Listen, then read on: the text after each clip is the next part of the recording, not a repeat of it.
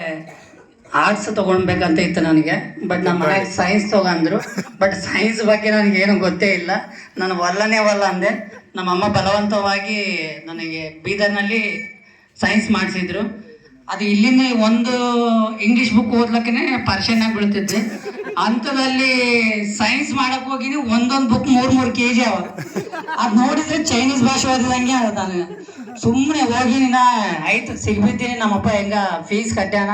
ನಾನು ಎಷ್ಟು ಹೇಳಿದ್ರು ಕೇಳಿಲ್ಲ. ಕುಂತೆ ಬರ್ತಿದ್ರು ಎಲ್ಲ ಇಂಗ್ಲೀಷ್ ಮೀಡಿಯಂ ಸ್ಟೂಡೆಂಟ್ಸ್, ನಾವು ಒಬ್ಬನೇ ಕನ್ನಡ ಮೀಡಿಯಂ. ಬರ್ತಿದ್ರು ಏನೇನು ಹೇಳ್ತಿದ್ರು, ಸುಮ್ಮನೆ ಅವ್ರ ಮುಖ ನೋಡ್ತಿದ್ದೆ ಅಷ್ಟೇ. ನನಗೇನು ಅರ್ಥ ಆಗ್ತಿದ್ದಿಲ್ಲ.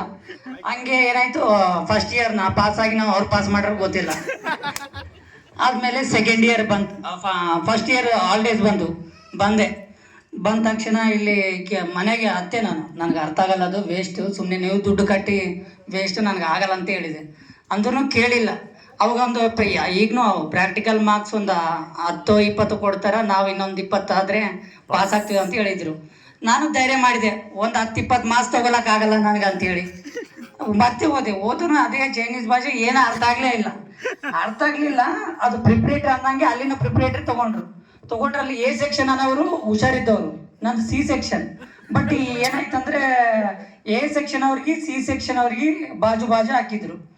ಆದಾಗ ನಾನು ಏನಾಯ್ತು, ನನ್ನ ಬಾಜು ಒಂದು ಹುಡುಗಿ ಬಿತ್ತು. ಹುಡುಗಿ ಏನು ಹುಷಾರಿದ್ದೆ ಅಂದ್ರೆ ಪೂರ ಬರೆಯೋದು ನೋಡಿ ನನ್ನ ಕೈ ಕುಟ್ಟಿ ಹಿಡಿತಿತ್ತು. ಎಲ್ಲ ಹಾಕಿಂದ ನೋಡಿ ಕಾಪಿ ಒಂದು ಹಾಕಿನ ರೂಲ್ ನಂಬರ್ ಹೆಸರೊಂದು ಬಿಟ್ಟು ಎಲ್ಲ ಕಾಪಿ ನಂದು ಅಷ್ಟು ಕಾಪಿ ಮಾಡಿ. ಅದು ನನ್ನ ಹಣೆ ಬರ ಏನ್ ಚೆಲ್ಲಿಲ್ಲ ಅಂದ್ರೆ, ಆ ಹುಡುಗಿ ಎ ಸೆಕ್ಷನ್ ಹುಡುಗಿ ಆಳಲ್ಲ, ಅವ್ರಪ್ಪ MLA PA ಅಂತ್ರಿ, ಬೀದರ್ MLA PA. ಆ ರಿಕಮೆಂಡ್ ಮೇಲೆ ಎ ಸೆಕ್ಷನ್ ಆಗ ಹಾಕ್ಯಾರ. ನನಗೆ ಗೊತ್ತಿಲ್ಲ. ರೈಟ್, ಬರೆದೇ. ಈಗ ಅಲ್ಲಿ ಹೆಂಗಿತ್ರಿ ಸರ್, ಎ ಸೆಕ್ಷನ್ ಅವ್ರಿಗೆ ಸಿ ಸೆಕ್ಷನ್ ಅವ್ರು ತೋರಿಸ್ತಿರ್ಲಿಲ್ಲ, ಯಾಕಂದ್ರೆ ಮಾರ್ಕ್ಸ್ ಎಲ್ಲ ಈಕ್ವಲ್ ಬರ್ತಿದ್ವಲ್ಲ. ಬಟ್ ಈ ಹುಡುಗಿ ಲಕ್ ನಂಗೆ ತೋರಿಸ್ತಿದ್ದಳು. ನಾನು ಆಯ್ತು ಕಾರ್ತಿಕ್ ಗೌಡ ಆಯ್ತು ಹೋದ, ಎ ಸೆಕ್ಷನ್ ಹೋದ, ಬಿ ಸೆಕ್ಷನ್ ಹೋದ. ನಾನು ಆಯ್ತು ಮುಗಿದ ಅನ್ಕೊಂಡೆ. ಆಯ್ತು ಒಂದು 10 ದಿನ ಆದ್ಮೇಲೆ ಎಲ್ಲ ಕೊಳ್ಳತಾರಿ. ಎಲ್ಲರೂ ನಮ್ಮ ಮೊದಲಾಗ ಎಲ್ಲ ಸಿ ಸೆಕ್ಷನ್ ಅಂದ್ರೆ 50, 60, 40. ಈಗ ನಂದು ಮೆಂಟಾಲಿಟಿ 90, 80. ಆಯ್ತು ಬಂದ್ರಿ ಕಾರ್ತಿಕ್ ಗೌಡ ಅಂದ್ರಿ, ಪೂರಾ ಕಾಲರ್ ಎಗರ್ಸ್ಕೊಂಡ್ ನಿಂತಾರಿ. ಎಗರ್ಸ್ಕೊಂಡಿದ್ರೆ ಅಷ್ಟಿಗೆ 32 ಅಂದ್ರಿ, ಅಂದ್ರೆ ನಂದು ನಾನು ಸ್ವಂತ ಬರ್ದ್ರಿ ಅಟ್ಲೀಸ್ಟ್ ಪಾಸ್ ಆಗ್ತಿದೆ ಅನ್ನೋದು ನಂದೊಂದು ಇದೈತ್ರಿ. ಹಂಗೆ ಫೈನಲ್ ಬಂತ್ರಿ. ಅಲ್ಲಿ ಒಂದು ಹುಡುಗ ಹುಷಾರಿದ್ದನ್ರಿ. ಆ ಹುಡುಗ ಕೆಲವೊಂದು ಇಂಪಾರ್ಟೆಂಟ್ಸ್ ಎಲ್ಲ ಟಿಕ್ ಕೊಟ್ನು, ಅವೇ ಓದ್ಕೊಂಡು ಹೆಂಗೋ ಪಾಸ್ ಆದೆ ರೀ. ಪಾಸ್ ಆದ್ಮೇಲೆ ಮತ್ತೆ ಇಲ್ಲಿ ಬಂದೆ ರೀ. ಆಯ್ತು ಇವೆಲ್ಲ ದೊಡ್ಡ ಓದ್ಲಕ್ಕೆ ನನಗೆ ಆಗಲ್ಲ ಅಂತೇಳಿ ಇಲ್ಲ ಡಿಗ್ರಿ ತಪ್ಪ ಕನ್ನಡನಾಗಿರೋ ಡಿಗ್ರಿ ಯಾವನ ಕೇಳಿದೆ ನಾನು. MA ಅದಂದ್ರು. MA ಅಂದ್ರೆ ಮತ್ತೆ ಅದು ಲಾಂಗ್ ಪ್ರೊಸೆಸ್. BSc ಆದ್ರೆ ಯಾವ್ದಾನ ಕಂಪನಿಯಾಗ ಕೊಡ್ತಾನೆ ಅಂತ ಹೇಳಿದ್ರಿ. ಫಸ್ಟ್ ಇಯರ್ ಓದಿರಿ ಜ್ಯೋತಿ ಬಂದ್ರೆಡ್ಡಿ. ನಾನು ಫಸ್ಟ್ ಇಯರ್ನಾಗೆ ಲಾಸ್ಟ್ ಎಕ್ಸಾಮ್ ಬರ್ತಾನೆ PCMB ಇಂದ ಯಾವುದು CVZ ಕಂಪ್ಯೂಟರ್ ಸೈನ್ಸ್ ಲಾಸ್ಟ್ ತಾನೆ ಇದೆ ರೀ ಸರ್. ಅವರು ಪ್ರಿನ್ಸಿಪಲ್ ಕ್ಲೋಸ್ ಇದ್ದೀರಿ, ಕರೆಕ್ಟ್ ಹೇಳೋ ಯಾವ ತಗೋತಿ ಇವಾಗ ಅಂತ ಅಂದ್ರಿ. ಸರಿ ಕಂಪ್ಯೂಟರ್ ಈಗ ನಮ್ ಜಾಬ್ ಬೇಕ್ರಿ. ಈಗ ನಾವೀಗ ಇವೆಲ್ಲ ಹೋದ್ರಿ ನಾವು ಮತ್ತೆ PG ಮಾಡ್ಬೇಕು. ಸೊ ಜಾಬ್ ಬೇಕಲ್ಲ, ಕಂಪ್ಯೂಟರ್ ಸೈನ್ಸ್ ಮಾಡಿದ್ರೆ ಯಾವ್ದಾನ ಕಂಪನಿಯಾಗಿ ದುಡಿಬೋದು ಅಂತೇಳಿ ತಗೊಂಡೆ ರೀ. ಕಾಡಲ್ರಿ ನಾ ಕಾಲೇಜ್ನಾಗ ಯಾಕೆ ಮಾಡೀನಿ ಅಂತ ಹೇಳ್ತೀನಿ ರೀ. ಈಗ ನಾನು ಬರ್ಲಿಕ್ಕೆ ನನಗೆ ಆಗಲ್ಲ, ಓದ್ಲಕ್ಕೂ ಆಗಲ್ರಿ. ಸುಮ್ಮನೆ ಪೆನ್ ಮುಟ್ಟಿದ್ರೆ ಪಾಸ್ ಆಗ್ಬೇಕು. ಸೊ ನ್ಯೂ ಕನ್ನಡ ಹೆಂಗಿತ್ತಂದ್ರೆ ಎಲ್ಲ ಅವರೇ ತಂದು ಕೊಡ್ತಿದ್ರು. 5,000 ಕೊಡ್ಬೇಕು ಅಷ್ಟೇ ನಾವು. ರೈಟ್, ಅದೊಂದು ಡಿಗ್ರಿ ಮುಗೀತ್ರಿ. Degree certificate ಬಂತ್ರಿ.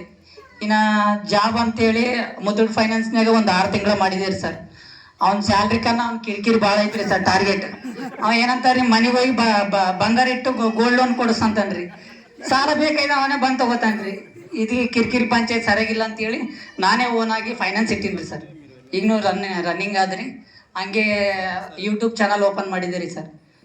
ಕರೋನಾ ಆಯಿತು, ಅದಾಯಿತು. ಆದಮೇಲೆ ನೋಟಿಫಿಕೇಶನ್ ಬಿಟ್ರಿ ಸರ್ ಹೆಲ್ತ್ ಡಿಪಾರ್ಟ್ಮೆಂಟ್ನಾಗ. ಅದೊಂದು ನೇರ ನೇಮಕಾತಿ ಆಯಿತು. ಈಗ ಆರೋಗ್ಯ ಮಿತ್ರ ಅಂತ ಕೆಲಸ ಮಾಡ್ತಾ ಇದ್ದೀನಿ ನಾನು ಗೌರ್ಮೆಂಟ್ ಆಸ್ಪತ್ರೆಯಲ್ಲಿ.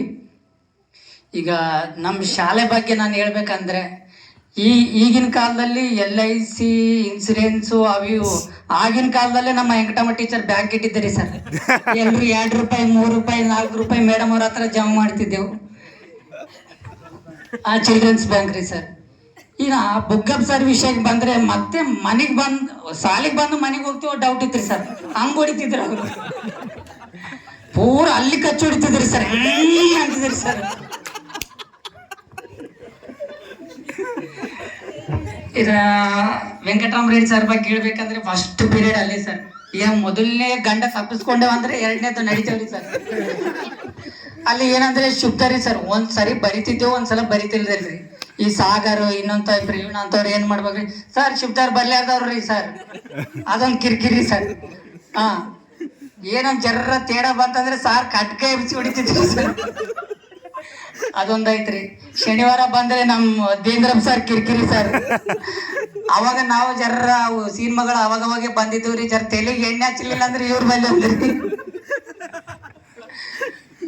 ಇದಾದ್ಮೇಲೆ ನಮ್ಮ ಪಾರ್ವತಿ ಟೀಚರ್ ಅಂದಂಗೆ ಎಲ್ರು ಅದು ಪ್ರತಿನಿತ್ಯ ಒಂದು ಹೆಚ್ಚಿನ ಕ್ವಶನ್ ಅಂದ್ರೆ ಈಗ ಕುವೆಂಪು ಎಲ್ಲಿ ಹುಟ್ಟಿದ, ಈ ಊರಾಗ ಹುಟ್ಟಿದ, ಮತ್ತೆ ಜಿಲ್ಲೆ ಯಾವ್ದು ಅದೇ, ತಾಲೂಕು ಯಾವ್ದು ಅದೇ. ಅದೇ ಕ್ವಶನ್ ಒಂದ್ 4-5 ಸರಿ ತಿರ್ಸಿ ಬಡಿಯೋದ್ರಿ. ಅಲ್ಲೇ ರೀ ಸರ್, ಅಲ್ಲೇ ರೌಂಡ್ ಹೊಡಿದ್ರಿ. ಈಗ ನಮ್ಮ ಸಾರ್ ಬಗ್ಗೆ ಹೇಳ್ಬೇಕಂದ್ರೆ ಟೂರ್ಗೆ ಹೋಗಿದ್ದೇವ್ರಿ ಸರ್.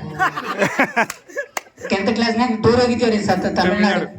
ನಮ್ ಜೂನಿಯರ್ ಮಾಧುರಿ ಸರ್ ಏನಿದ್ರಲ್ರಿ ಸರ್, ಸರಳಾ ರೆಡ್ಡಿ ಅಂತೇಳಿ ಇಲ್ಲಿ ಮಧುರೈನಾಗ ಕರ್ಕೊಂಡು ಹೋಗಿದ್ದಾರೆ. ಸಾರ್ ಮುಖ ಇಷ್ಟ ಸರ್. ಊರಿ ಆ ಹುಡುಗಿಯರ್ನ ಕರ್ಕೊಂಡು ಹೋಗಿದ್ರೆ ಕಲಾಸ ಮಾಡ್ತಾರೆ ಸರ್. Petrol pump ಎದುರಿಸಿದ್ರು. ಒಂದ್ ತಾಸು ಬಾಬಾ ಸಾರ್ ಮುಖ ಇಷ್ಟ ಆಗ್ಯದ್ರಿ.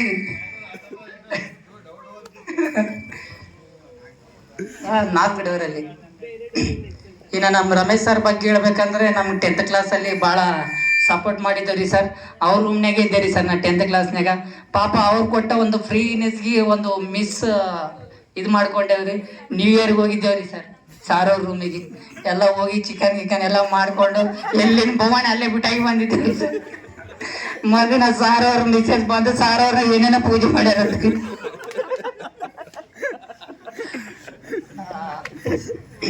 ಮತ್ತೊಂದೇನಂದ್ರೆ ಸರ್, ನಾನು ಬಿಚ್ಚಿರೆಡ್ಡಿ ಬಸವರಾಜ್ ಅಂತ ಅನ್ರಿ ಬಂದಿಲ್ರಿ ಸರ್. ಅಲ್ಲಿ ನಾವು ಈಗ ಸ್ಟೇಟ್ ಇರ್ತದ್ರಿ ರೂಮ್ ನಮ್ಮ ಶಾಂತಿವೀರ್ನಾಗ. ನಾವು ಈ ಕಡೆ ಬೇಂಚಿ ಕುಂದಿರ್ತಿದ್ದೇವ್ರಿ ಸರ್. ನಮ್ಮ ಲೋಕನಾಗ ನಾವೇ ಇರ್ತಿದ್ದೇವ್ರಿ sir. Venkatram Reddy sir just ಈಗ ಏನ್ ಹೇಳಿ ನೀವು ಹೇಳ ಅಂದ್ರಿ ಸರ್. ಜಸ್ಟ್ ಈಗ ಏನ್ ಹೇಳಿನಿ ಅದ. ನಾನು ಬಿಚ್ಚಿರೆಡ್ಡಿ ಕೇಳ್ತೀನಿ, ಅವ ನನ್ಗೆ ಗೊತ್ತಿಲ್ಲ. ಬಸವರಾಜ್ ಕೇಳ್ತೀನಿ, ನನ್ಗೆ ಗೊತ್ತಿಲ್ಲ ಅಂತಂದ್ರಿ.